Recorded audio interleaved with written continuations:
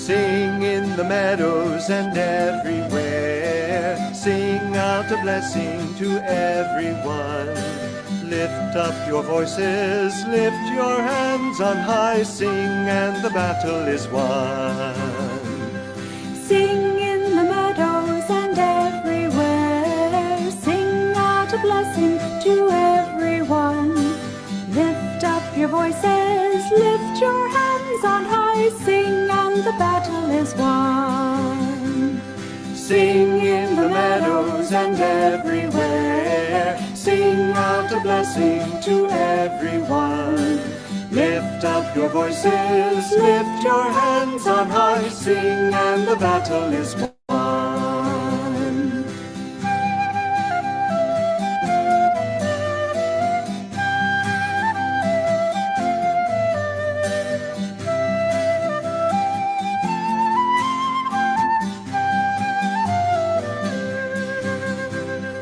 Sing in the meadows and everywhere. Sing out a blessing to everyone.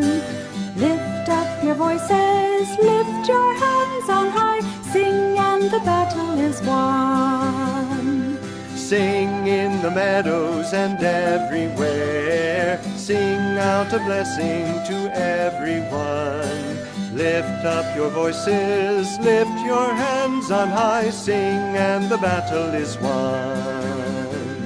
Sing in the meadows and everywhere. Sing out a blessing to everyone.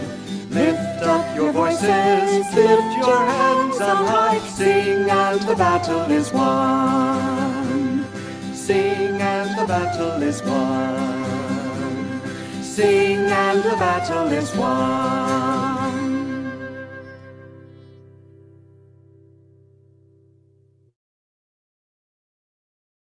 Let's hear Swamiji now. On the one hand, our environment, the kind of vibrations, the magnetism of of the people around us, these things have a very great influence upon us. If you mix with negative people, Ramakrishna used to say, you can't peel an onion without your hands smelling. And the same thing is if you mix with negative people, with the best will in the world, you'll still become negative, unless you're a very strongly positive person. But the law of magnetism is such that if you have not got a stronger magnetism than they, in which case you will influence them, in their environment, and of course several people all add to a larger magnetism than one person. So you mix with negative people rather than one negative person, and you're sure to come away smelling of something. It just happens. That's why good environment is so important. That's why Master said something that I'm afraid that we don't follow, and it would be very difficult to follow, and yet it's definitely valid. He told us not to eat in restaurants. Life at Ananda would be bleak unless we could go to a restaurant occasionally. But if we can't live up to what he said, let's at least not pretend he didn't say it. He used to go, I remember going out with him, and he would take a little box of nuts and fruits and dried fruits and so on, and he would sit in the car, even if when he sent the others into the restaurant, he wouldn't go. Because he was trying to set this example of not going into those heterogeneous places, vibrations, for two reasons. One, that when you eat the food that's been cooked by people of a lower vibration, you take their vibrations into your own self. Secondly, when you're eating, you're in a psychological mode to absorb on all levels. And so that when you sit in a place with people who are of all sorts of worldly consciousness, if you're sitting there in a train station, you can pretty well wrap yourself in your own peace and not be affected by them. But when you're sitting in a public place of eating, a restaurant, and taking food in, you're also taking in, on subtler levels, the vibrations of the people around you. Good morning again. Welcome to everyone. I'd like to just begin with a brief reading by Master on the mental diet. We must remember that good thoughts are nourishing food for the mind, and the thoughts of any other nature are poisonous to the mind and body. Have you ever analyzed your mental diet? It consists of the thoughts you think as well as the thoughts you receive from close thought contact with your friends. Peaceful thoughts and peaceful friends always produce healthy, magnetic minds.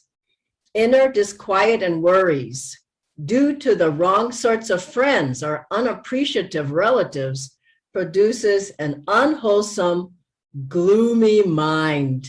Try working on your mental diet. This is such a wonderful and important topic. And you could see from the music and Swamiji's talk, Ananda has so much joy. And there's so many ways to keep our mind, to keep our thoughts pure, purified, uplifted, positive, energetic, magnetic. And from all the wonderful readings that we have of masters and Swamijis and the lessons and the affirmations and all the beautiful music, and as we sing this music and we chant it, it just is so uplifting. And Swamiji said he wrote his music to attune to the vibration of Om. And you feel that your whole soul your cells are being fed with the vibrations from the music. And sometimes when I'm reading some of Masters or Swamiji's words, I just feel it's such a blessing that my eyes can look at these beautiful words and phrases and take the vibration. My brain can take the vibration into my whole consciousness, into my whole being. And they're holy books. You think of the reading Autobiography of a Yogi, Essence of the Bhagavad Gita. What a blessing to even be able to draw those vibrations in. And you think of the wonderful things that we can read or we can see, or even in nature, when I go in the park, I just immerse myself in the vibrations of looking at the trees and the flowers, and you think of the opposite of that, of something that's chaotic, disorganized, low vibration, negative. You're taking that into yourself, and people do that all the time. And so just as we feed ourselves good food and nourishing food physically, we have to feed our minds nourishment, good vibrations, power, light, energy, that we can stay focused and we can stay mentally balanced. And that's another part of it. You may think, well, it's not going to worry me, but it might later, depending on what all you put in your mental diet. And so I want to go through the different places that we have in our homes and in our own minds as well, and work on how can we change the mental diet? How can we make all around us more uplifting, more magnetic, more beautiful, more godly? And so I was thinking first of our meditation room. It should be so magnetic and beautiful. Think of the thoughts in your meditation room. They should be so much of God and prayerful and devotional and calling to God, and to chant in there. All those wonderful chants of masters and Swamijis, those words are just all in the ether. In your meditation room, there was an incident with Dr. Lewis on an experience of God. And his mother had told him to do a particular thing. This when he was a little boy, and he was on the landing, and his mother said, "You must come and do this." And he said, I don't want to do it. And a voice from everywhere, nowhere said, "Mind your mother." And he looked around and couldn't see anything. And he said his mother heard the voice as well. interestingly enough, when Master went to Dr. Lewis's house, he was going up the stairs and he stopped there at the landing. He said, right here, you had an experience of God, didn't you? And Dr. Lewis told him what happened. And so these thoughts are registered all around you, in the walls of your house, in the floor, in the ceiling, in the ether, everywhere. So imagine in your meditation room, the vibrations that are coming out of that room. And every time you go there, those vibrations are just lifting you up so that you can meditate more deeply. You can contact God more. So keep it magnetic, keep it beautiful with flowers and candles and whatever, incense. And you see how beautiful this altar is here. And make it a magnetic place. So when you go in there, you feel the presence of God. Then I was thinking about the kitchen. When you go in there, it's a nurturing environment, isn't it? It's a vibration of love, of social, of family, of nourishment. And as Swamiji just said, it's very important. The cook should be happy. The cook should be uplifted. The cook should have good vibrations and put that in the food. I remember Leela, who was cooking for Swamiji, and he didn't have anybody else cooking for him unless she had to be gone for some reason. But it was like he was cooking through her and preparing the food, and she did it just the way Swamiji wanted. It wasn't, the taste was delicious, but the vibration was just right. I remember someone brought a dessert for Swamiji. This was many, many years back, and it was at the Crystal Hermitage at Ananda Village. And Leela had shared that dessert with Swamiji, and he took one taste of it and he said, who made this dessert? This person was in communion with God. They were uplifted. And so he felt the vibrations in the food, and you feel the vibrations. That's why Mother's cooking is so wonderful, because her love is there. And so make sure that the person who's cooking for you, even for yourself, don't just sort of make it, cook with love and upliftment, chant while you're cooking. It's just a wonderful way to add God's vibrations. And when you eat, don't just eat. I see a lot of people never pray before they eat. Pray, how did you get the food? There'll maybe be times when we won't have anything to eat. We should be praying that, thank you, God, for giving me this food to eat, for nourishing my body. Thank you. Don't just start eating, especially as someone on the spiritual path. Just think everything is a gift from God.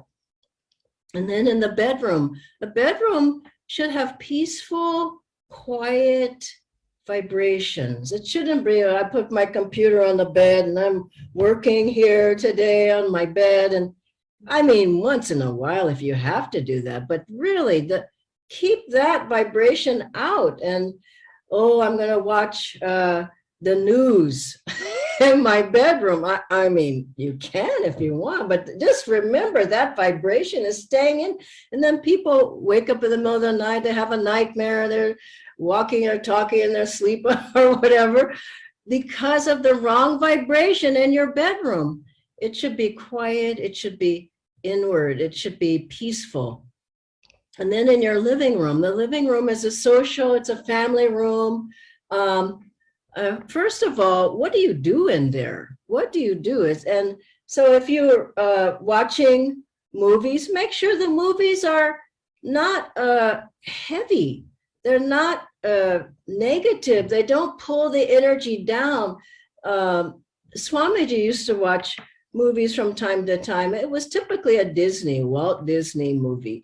And we saw Bambi many times because he didn't enjoy the movies out there. And don't just watch it because it's popular. And why? And with music, why listen to Rajasic music? Why? I've got in some people's cars and the music was boom, boom, boom, boom, boom. And I said, I know you're just not listening. No, Dhyanaji, I'm not listening. I said, well, it's on your speaker here. You must be listening to that, and be careful. So in your home, play videos, movies that are clean, that are inspiring if you can, maybe biographies or nature movies, or and listen to music that's uplifting. It could be classical, it could be Ananda music, I think is the best. Music that's healing, that's calming. Because if you get too much rajas going, we're already living in a rajasic time, on a rajasic planet, as Swamiji said. If you get too much rajas going, then you're stressed out, you're tense, and then you're doing that at work, and you come home and you watch a movie that's stressed, tense, and then you eat food that's it doesn't have good vibrations, and it's got a lot of masala in it, seasoning, hot seasoning, and then you wonder what's wrong. And so in your living room, going back to that, make sure that it has a nice, clean vibration. It's uplifting. The colors are nice. The colors are important, and maybe you have plants. The music is nice that you play in there. The movies, and everything has an uplifting vibration. Maybe you have beautiful paintings. I have some beautiful paintings of Jyotishji here in the house, and also of Dana Anderson. They're beautiful, and I look at them and I'm so happy that they're there. And I remember Swamiji saw one painting at a house, and this was in Italy many years back, and it was an expensive painting. It was a woman who was depressed. She was kind of looking like this, and Swamiji said, why would a person have that in their house? Do they want to look like that woman? And so think about what you have. Be conscious is what basically the mental diet is about. Be conscious what you have in your house, what you watch, what you listen to, what you see. Be conscious of the colors around. Be conscious of how you look yourself, the colors that you wear. Black isn't a color that's uplifting, let's face it. And heavy colors pull your energy down. And I saw something that I just thought it was just so bad, but maybe I'm just old-fashioned these days. But I saw people in a hotel, they were wearing their pajamas in the lobby. And I just thought, oh God, that's not a thing, that trend now that people do. They wear their pajamas. Maybe they do. They were nice pajamas, but they were still pajamas. And I just thought, God, I saw a man in the elevator the other day here where I live, and he had on his pajamas. It was at the middle of the day in the elevator. I just thought, gosh, can't you get dressed? It's 12 o'clock. And so just think about it. These are creating who and what you really are, everything around you. And so take the time to be conscious and improve on your mental diet. I think I covered all the rooms, the meditation room, the kitchen, so the living room, and also the bedroom. And now I want to go into the worry fast. If Nitendra would put that up on the screen. Master talked about worry and how to get rid of it. And I like to do this with you. He says, no matter how busy you are, do not forget occasionally to free your mind completely from worries and all duties. Dismiss them from your mind. Remember, you are not made from them. They were made by you.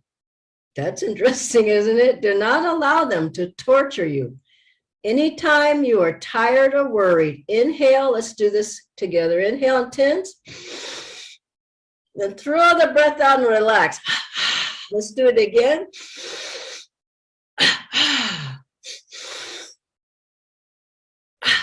Now remain without thought or breath for a few moments. Close your eyes. Remain without thought or breath.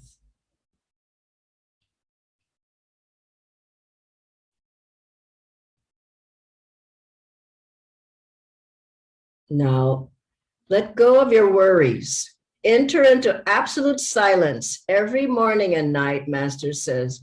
Try to remain for 1 minute at a time without thinking, especially if you're worried.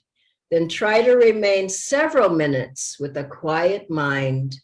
Visualize some happy incident in your life.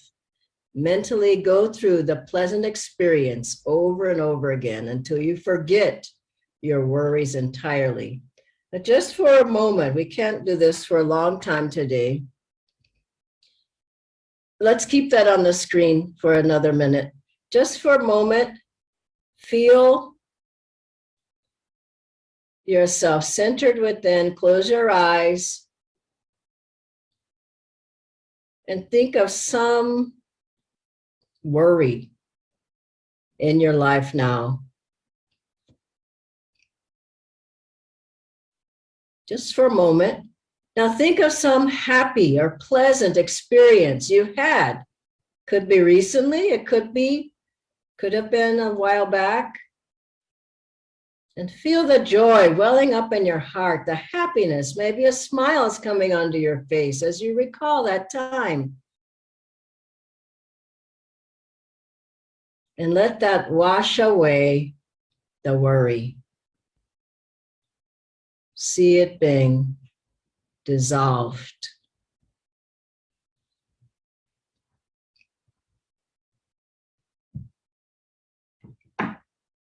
Now I'd like to go into an affirmation of masters. We can take this off now and bring up the affirmation. This is a very powerful affirmation. Feel the Guru with you as we do it together. First out loud and then more and more quietly. I will with my own will. Repeat. Which flows from the divine will. To be happy, to be well. To be prosperous, to be spiritual. To be well, to be well. I will, with my own will. I will, with my own will. Which flows from the divine will.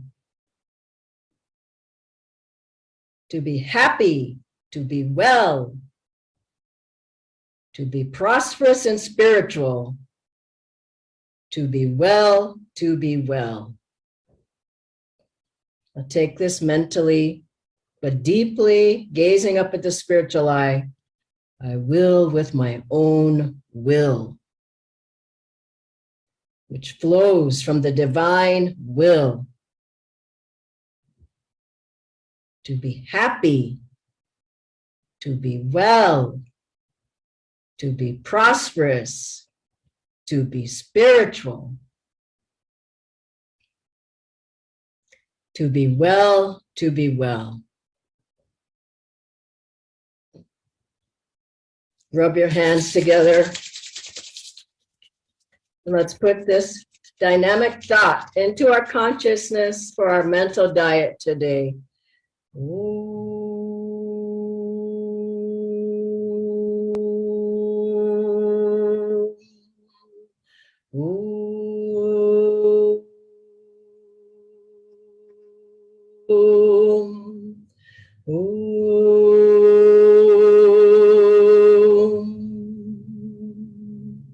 Shanti, shanti, shanti. We have time for just a couple questions. I'll ask an attender to join me on the screen. Thank you, Dhyanaji. These questions look not so relevant now after doing this exercise. So just give the ones that you would think are relevant. Sure, Dhyanaji. No, I meant after doing this exercise, it seems that these questions do not exist. Yeah, okay, that's good. Yeah. So the first question, Dhyanaji, is I have friends and close ones who tend to gossip a lot. So when we talk, the energy actually goes down. And I don't like that feeling, but I don't want to be rude to my friends. So what should I do in those circumstances? Try to change the topic. I've been in those situations where maybe it wasn't gossip, but it wasn't helpful.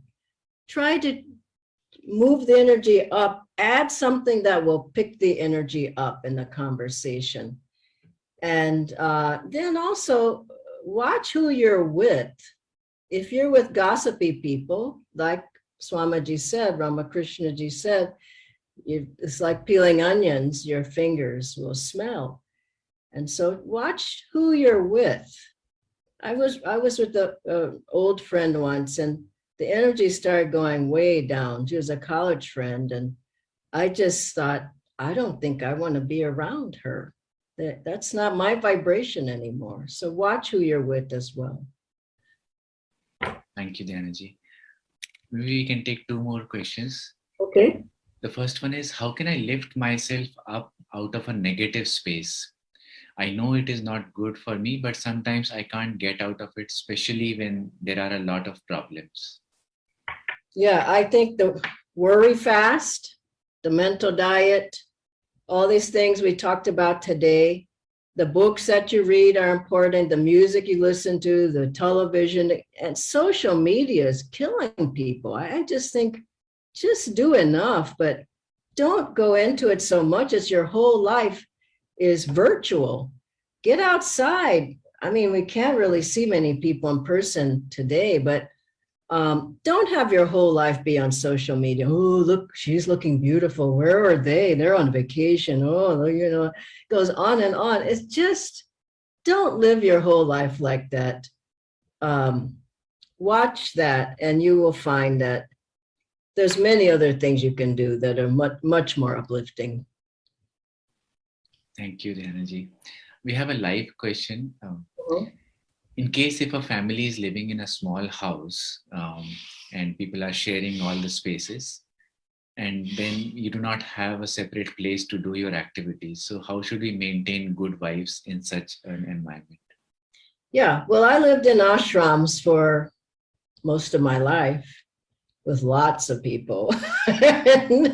You have to carve out a space that's your own, where you meditate, or maybe you get up earlier, maybe you stay up late, maybe you go to the park, maybe you go to the library, maybe you go to some place where, you know, cafe or somewhere where you get some space of your own. You can't be with a lot of people all the time.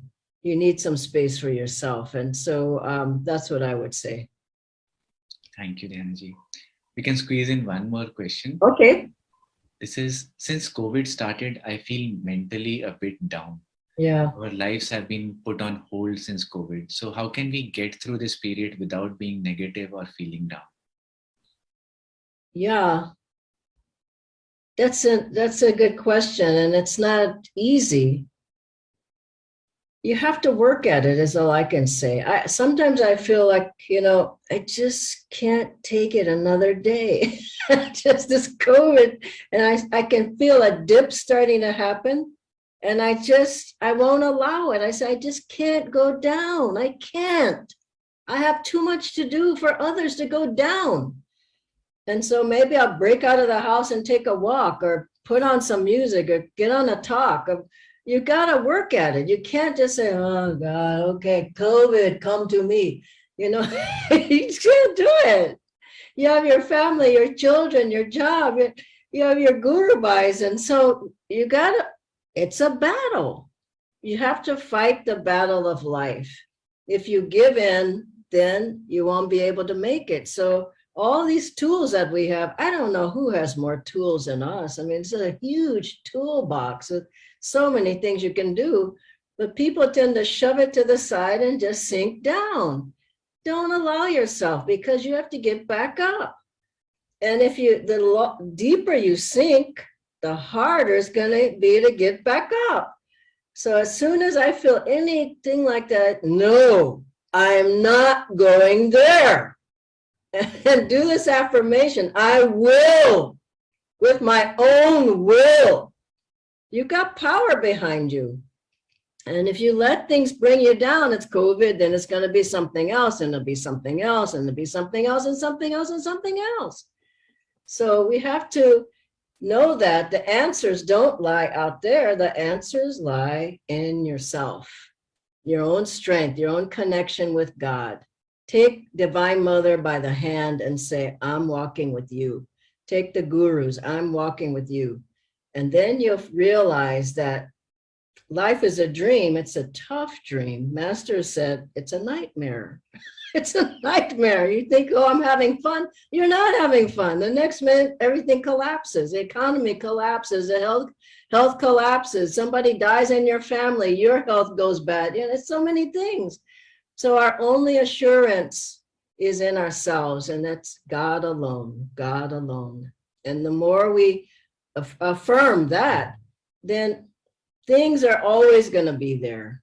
But our true life is in God, and it's inside. So I hope that's helpful. Thank you, Dhyanaji. Okay. Thank you, Nitendra. Thank you, everyone. God bless you. Have a wonderful day. Bye-bye.